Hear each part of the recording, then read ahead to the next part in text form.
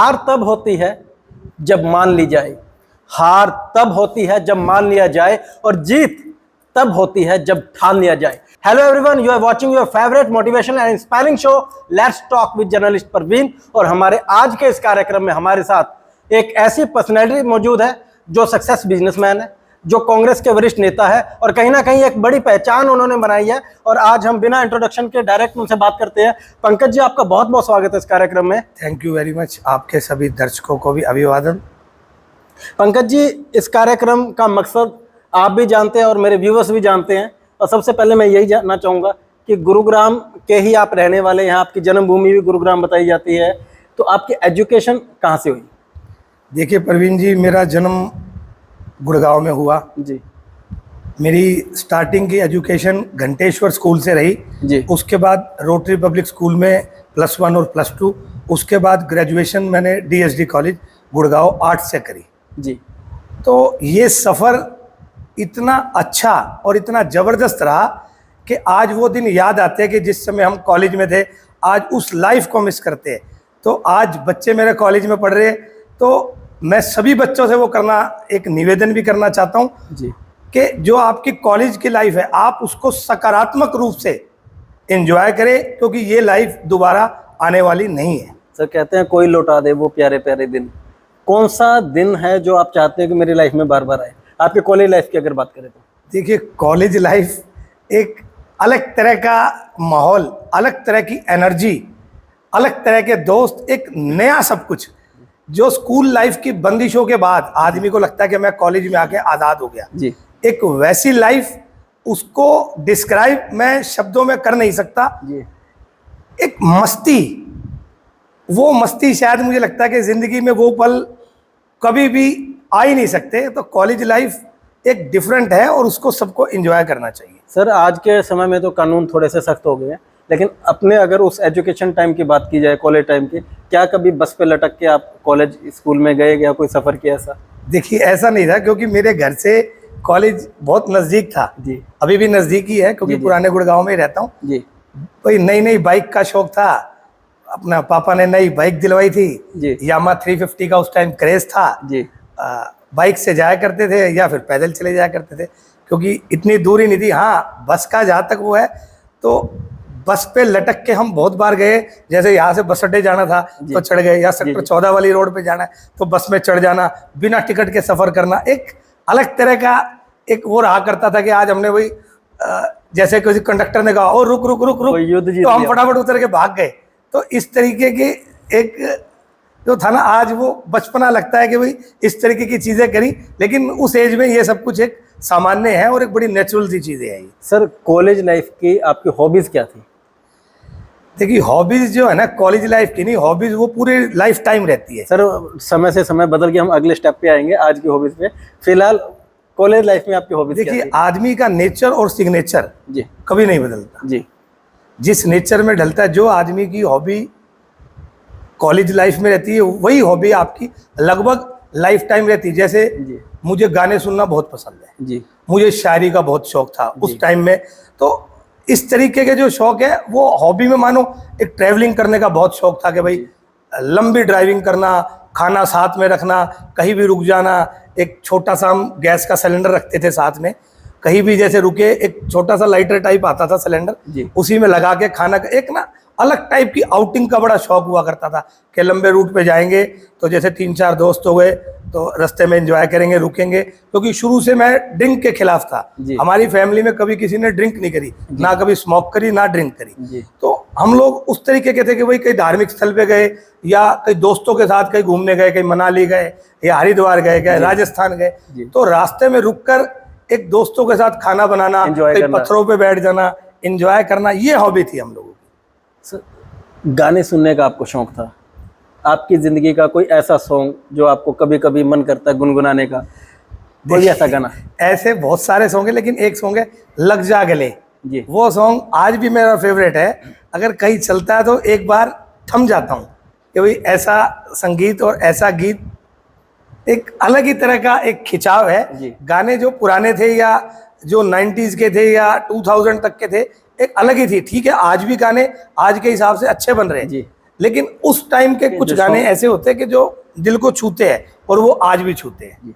Sir जैसे social life के अंदर आप आए, पॉलिटिक्स के अंदर आए, तो कहीं ना कहीं खुद को मेंटेन करना, एक अच्छी अच्छी बातें करना, समझदारों वाली बातें करना, लेकिन आपका कोई ऐसा शौक, पर्दे के पीछे का शौक, जो आप चाहते हैं यार अगर मैं नॉर्मल होता, फ्री होता, तो मैं ये शौक अपना पूरा करता? नहीं, ऐसा नहीं है प्रवीण जी, फ्री तो देखो आज भी है जी। सोशल लाइफ एक अलग है। सोशल लाइफ में आने के बाद आपको एक समाज को मैसेज भी देना होता है, जी। क्योंकि अब आप अपने नहीं रह गए, अब आप पूरे समाज के हो गए। जी। आप जो भी कर रहे हो वो समाज आपको देख रहा है। जी। तो ऐसा कोई पर्दे वाला काम नहीं है, लेकिन हाँ कई बार ऐसा होता है कि भाई जैसे मुझे शौक है कि स्ट्रीट फूड खाने का, जी। कि कहीं पे भी अगर कोई रेडी खड़ी है तो मैं रुक के उस पे, चाहे गोलगप्पे की हो चाहे दही बल्ले की हो, तो मेरे को स्ट्रीट फूड का बहुत शौक है। मैं आज भी रुक के कहीं भी जाता हूँ, किसी भी शहर में जाऊँगा, यूट्यूब पे सर्च करता हूँ कि यहाँ का क्या फेमस है, क्योंकि खाने पीने का मैं शौकीन हूँ।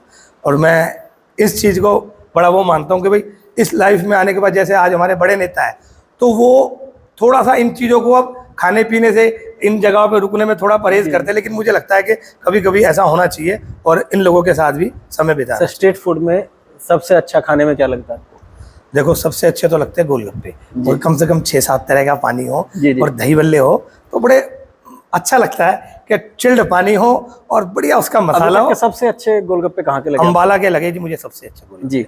अम्बाला में गया था, 6 तरह का या 7 तरह का पानी है, जबरदस्त गोलगप्पे। खैर हमारे गुड़गांव में भी है, कई गोलगप्पे वाले अच्छा बनाते हैं, लेकिन अम्बाला के गोलगप्पों की बात ही अलग है। सर बड़ा बिंदास अंदाज है आपका। उसके बाद पॉलिटिक्स में कैसे आना हो, कैसे शौक पड़ा आपको राजनीति का, कैसे समाज सेवा? कोविड की बात करें तो आपने अपनी रसोई चलाई, कई दिनों तक खाना खिलाया लोगों को। देखिए कहाँ से ये शौक है? बात तो देखिए, खाना खिलाने वाला मैं तो कौन होता हूँ जी। बिना उसकी मर्जी के तो कोई पत्ता भी अगर हिला के दिखा दे जी। तो आप बता दो। अगर कोई कहे कि मैंने खिला दिया या मैंने कर दिया, तो ये उसकी गलतफहमी है। जी। जी।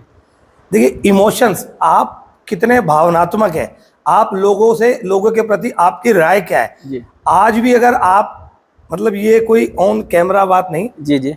अगर आज भी आप किसी छोटे बच्चे को या किसी बहुत बुजुर्ग को आप रिक्शा खींचते देखो, या किसी बच्चे को आप रेडी खींचता देखो, तो आपको एक, जिसके अंदर दर्द ही नहीं है, मैं कहता हूँ वो इंसान ही नहीं है। जी। जी। जो, अगर भगवान ने आपको सब कुछ दिया है तो आप बिना दिखावे के जी।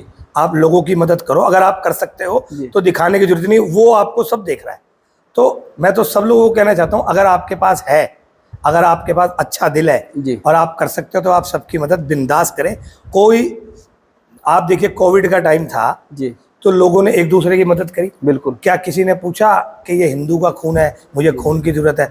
आज भी अगर किसी को खून की जरूरत है, मुझे 2 यूनिट खून चाहिए, मुझे 3 यूनिट खून चाहिए। कभी किसी ने पूछा कि भाई मुसलमान का खून है या हिंदू का है, या सिख का है या ईसाई का है? तो जब हम लोग खून लेते वक्त नहीं पूछ रहे, तो मैं तो ये कहता हूँ कि हम इस जात बिरादरी से ऊपर उठ के काम करें। सभी एक है, सबका खून लाल है। तो इन सब चीज़ों से हटके एक दूसरे की मदद करें, समाज को सुदृढ़ बनाएं, और समाज के लिए आप जितना हो सके उतने अच्छे काम करें, सबकी अच्छी तरह से मदद करने का काम करना। सर आपकी एक मुझे पल वो याद आ रहा है कि शायद मैंने कहीं ना कहीं सोशल मीडिया पे, फेसबुक पे, या कहीं ना कहीं मैंने देखा कि रात के अंधेरे में एक आंटी सॉक्स बेच रही थी और आपने उनकी सारी सॉक्स खरीद ली थी। वो क्या पूरा मंजर था? देखिए सोना चौक के पास, हरीश बेकरी के पास जी, रेड लाइट थी, मेरे ख्याल अराउंड 9:30 या 10 बजे का टाइम था। जी। दिन भी शायद ठंड के सही थे। जी। जी। तो जैसे रेड लाइट रुक गया तो एक आंटी होगी अराउंड मेरे ख्याल 65 या 70 साल के आसपास की। जी। तो नॉक करा खिड़की पे, तो मैं अकेला ही था गाड़ी में। जी। जी। कहने लगी कि सॉक्स ले लो बेटा। हाँ जी। तो मुझे इतना अजीब लगा कि 10 बजे एक 70 साल की महिला रात को जुराबे बेच रही है। वो भी इतनी क्या सर्दी में। विडंबना है कि भगवान ऐसी सजा किस लिए कि 10 बजे रात को? बड़ा एक दिल द्रवित हो उठा। तो मैंने उनसे कहा कि आपके पास कितनी है? मेरा मकसद ये नहीं है कि भाई उनकी एक दिन मदद करने का, मेरा मकसद ये है कि जितने भी लोग उस वीडियो को देखें, ऐसे आपके आसपास भी लोग होंगे, उनकी मदद करो, उनके 2 वक्त की रोटी का इंतजाम हो जाता है। जी। आप सिर्फ इन चीजों से ना एक इमोशंस जुड़े होते मैं हैं। कैसे समझा नहीं पा रहा कि कुछ होता है दिल में, कुछ होता है कि अगर ऐसे लोगों को देखते हैं कि यार हम अपने बच्चों के लिए 1000, 2000, 4000 का मिला, 1 मिनट में दे दिया, ऐसे लोगों की मदद करने में क्या तकलीफ आ रही है? बिल्कुल सही। 2000, 4000 क्या हो गया? हम लोग वैसे भी इतना खर्च करते। मैं तो नेताओं से कहता हूँ, अरे भाई हम लोग एडो में लाखों रुपया खर्च कर रहे हैं, लाखों। जी। जी। क्या हो गया अगर हजारों रुपया इनको दे भी देंगे? बिल्कुल सही। तो ऐड होती रहेगी, ऐड आपकी भगवान करेगा बिल्कुल। तो आप इन लोगों की मदद जरूर करें। सर आपके आदर्श नेता कौन है? देखिए, आदर्श नेता हमारे कांग्रेस पार्टी के राजीव गांधी जी मेरे आदर्श नेता थे। जी। मैं उनको बहुत फॉलो करता था जी। और सदा से फॉलो करता रहा हूं। अब आप देखिए, राहुल गांधी जी मेरे आदर्श नेता है, जी। भूपेंद्र सिंह हुड्डा मेरे आदर्श नेता है, जी। दीपेंद्र सिंह हुड्डा मेरे आदर्श नेता जी। है, और आदरणीय कैप्टन अजय यादव जी मेरे आदर्श है, जिनके पच्चीनों पर आज मैं चल रहा हूं। तो ये सभी मेरे आदर्श नेता है और मैं भगवान से दुआ करता हूं इन सबकी लंबी आयु हो और इनका हमें स्नेह प्राप्त होता रहे। सर राहुल गांधी मोहब्बत की दुकानें खोल रहे हैं, आपकी पहली मोहब्बत कौन थी जिंदगी में? देखिए, आप मोहब्बत प्यार की बात करें, हमारी पहली मोहब्बत जो था वो संगीत था। जी। मेरी पहली मोहब्बत क्या है कि मुझे आज भी, मैं आपको बताऊं जी। जी। कि मैं गानों का इतना शौकीन हूं कि मैंने अपने बाथरूम में भी स्पीकर्स लगा रखे हैं। जी। मैं अगर नहाने जाता हूं तो पहले मतलब गाने ऑन होते हैं, उसके बाद मैं उसमें जाता हूं। तो मैं गानों का बहुत ज़्यादा शौकीन हूं। तो मेरा सबसे ज़्यादा मुझे जो लगाव है वो अपने म्यूजिक सिस्टम से है। सर आपको म्यूजिक से ही मोहब्बत है, गानों से मोहब्बत है, बेस्ट सिंगर कौन है आपके लिए? किशोर कुमार। कोई उनका फेवरेट गाना? देखिए, उनके इतने ज़्यादा फेवरेट गाने मैं आपसे किस किस का बताऊं। देखिए, एक गाना मैं उनका, किशोर दा एक ऐसे गायक थे, जी। मुझे लगता है कि लीजेंडरी, उन जैसा कोई नहीं हो सकता।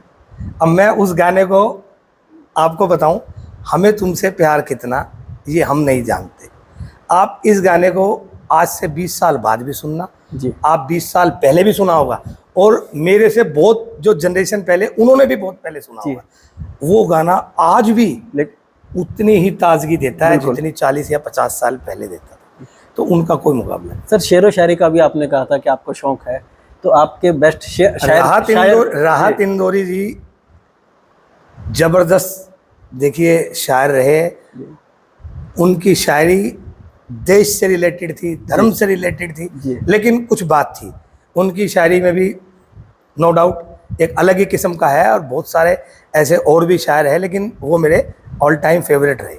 सर भले ही आप पॉलिटिक्स में हैं, लेकिन आपकी जो बयानबाजी है उससे सभी को, सिर्फ मुझे नहीं सभी को दिखाई देता है कि आप कहीं ना कहीं नोटी टाइप के रहे हैं बचपन के अंदर। तो कोई आपका ऐसा पल कि मम्मी पापा से मार पड़ी हो और वो पल आपको आज याद आता हो? देखो, कुछ ऐसा सर? देखिए, ऐसा नहीं है कि मम्मी पापा से मार पड़ी हो, क्योंकि मेरे पापा शुरू से बिजनेसमैन हैं जी। और मदर हमारी हाउसवाइफ है।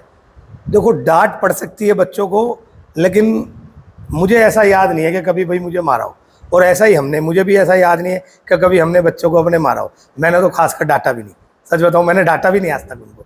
तो ऐसा कोई नहीं है कि भाई, लेकिन देखो, जब बचपन में होता है तो आदमी शरारतें तो करता ही है, थोड़ी बहुत शरारतें तो सभी करते हैं और करनी भी चाहिए, अगर वो बचपन ही का जिसमें शरारत ना हो। लेकिन ऐसा कोई नहीं है कि कभी हमें हमारे मम्मी पापा ने कभी मारा हो। हाँ, डांटा बहुत है, और उनकी डांट में भी आज लगता है कि वो ठीक डांटते थे। सर कुछ घटनाएं ऐसी होती है कि वो हमें याद नहीं होती बचपन की, हमारे पेरेंट्स हमें बताते हैं कि तू उस एज में था, तूने ये किया था बेटा, तू उस एज में था, तूने ऐसा किया था। कोई ऐसी घटना आपके पेरेंट्स आपको बताते हो कि पंकज डाबर जब तू छोटा था तूने ये काम किया था?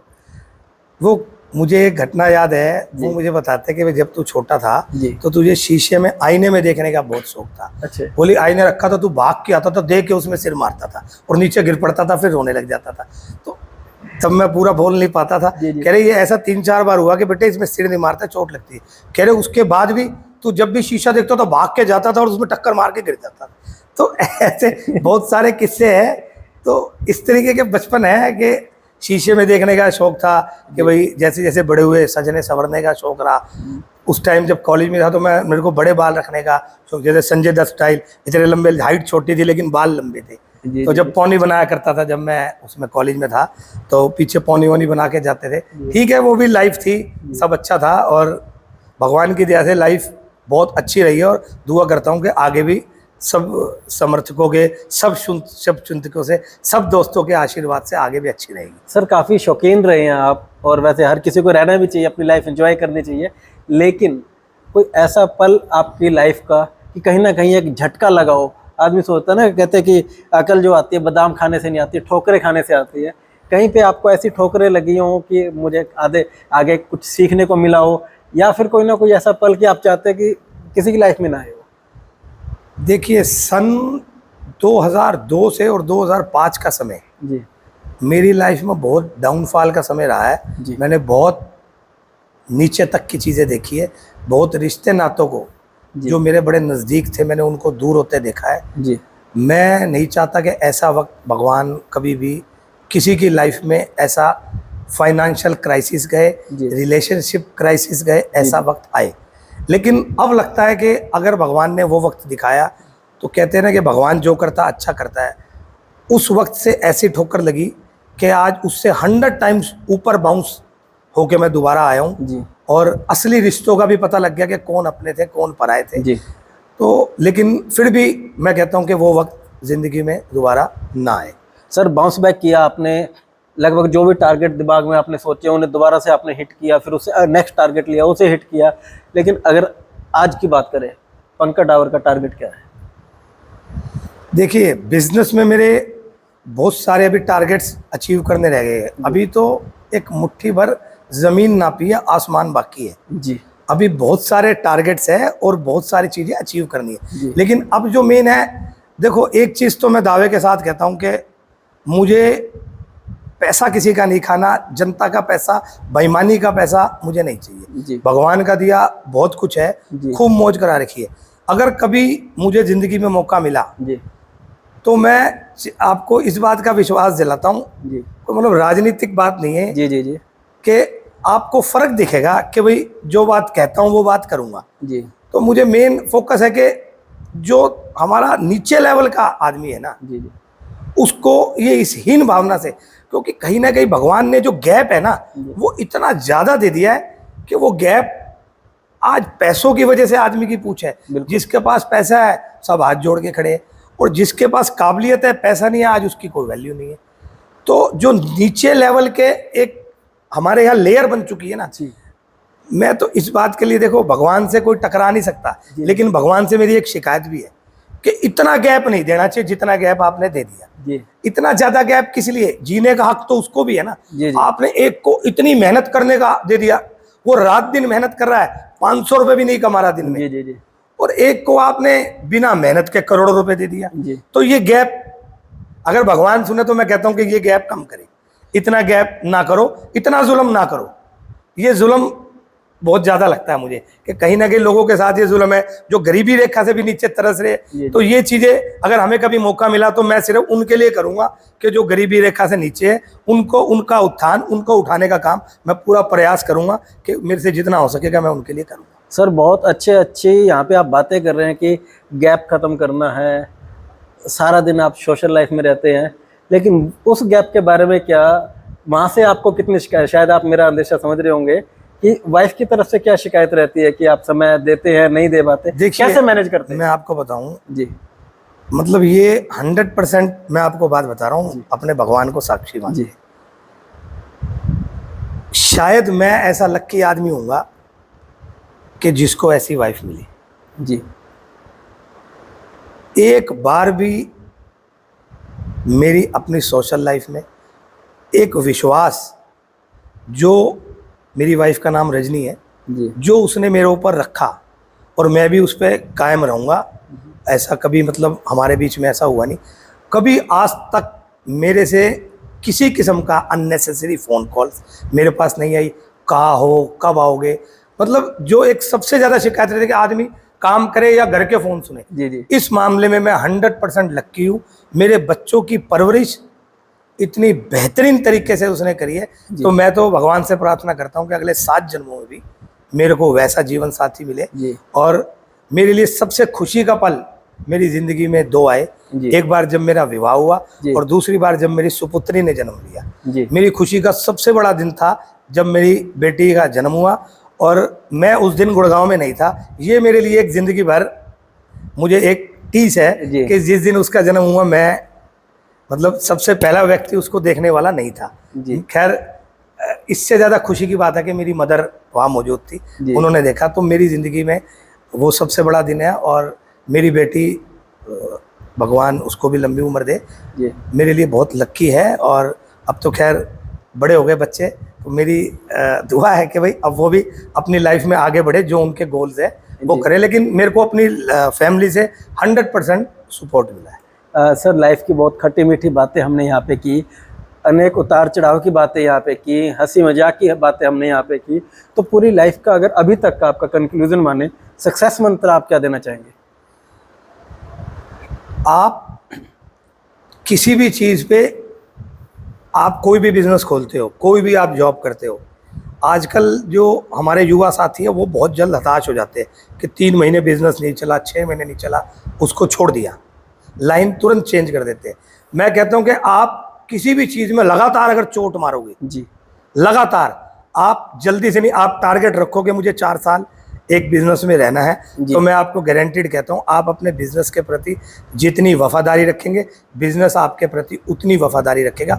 आप विश्वास रखिए, आप कहीं भी जॉब करते हैं, कहीं भी काम करते हैं, आप वहां पे टिके, एक जगह पत्थर सदा भारी रहता है, ऊपर वाला भी आपकी परीक्षा लेता है। आप जल्दी जल्दी बिजनेस या जॉब को मत बदलिए।